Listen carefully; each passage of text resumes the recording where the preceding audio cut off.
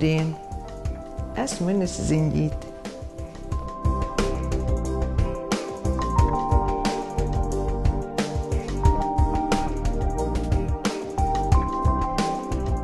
Pie slēdziena es esmu nākus, ka tas viss ir likumsakarīgi. Ja cilvēks grib dzīvot, tad viņš arī domā, kā dzīvot. Ja cilvēks grib eksistēt, tad dzīve aiziet viņam garām. Ar mani bija tāpat. Man bija 20 gadi, kad es vingrojot ar partneri kopā nokritu, salauzu mugurkaulu, un savus 20 gadus es varēju nosvītrot no savas dzīves.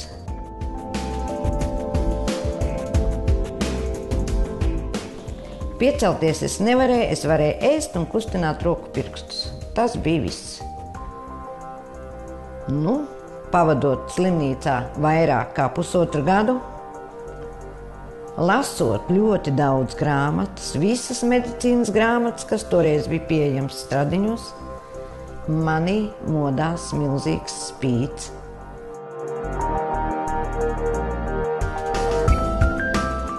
Bet es pēc tām grāmatu lasīšanām nonācu pie viena slēdziena, ka ja cilvēkam ir dzīvas smadzenes un ja viņam ir dzīvas rokas, tad viņš var izdomāt, kā sev palīdzēt un kā sevi piecelt pats.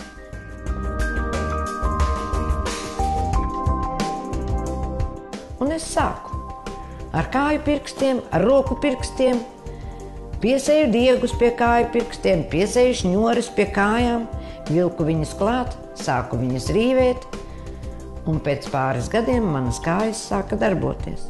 Un tad es izlasīju arī daudz grāmatas par maziem zīdainīšiem, un man nāca pilnīga apgaismība. Zīdainis taču arī neko nevar. Ne viņš var apsēsties, ne viņš var tikai ēst, gulēt, kustināt pirkstus.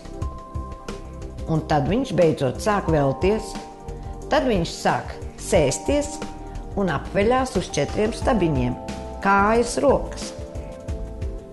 Tas bija tas stimuls.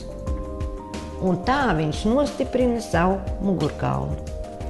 Un ja tev mugurkauls ir nostiprināts, tad tu vari piecelties. Pēc tam nāca vēl 3 gadi apmēram, kamēr es piecēlos kājās, ar visādām kustībām, ar vingrināšanu.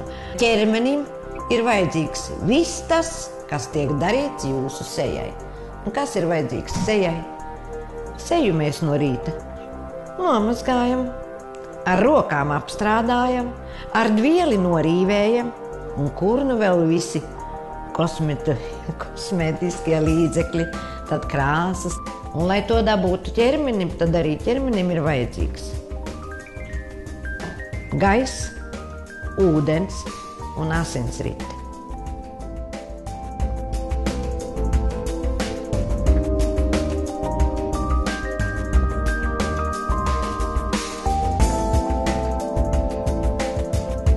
Es jums varu parādīt kroņnumuru. Ne es vienīgā to dara. Nezinu, kā tie citi, bet es to daru ar savu vēderu. Un viņš mani vēl tura. Tātad kroņnumurs ir šāds.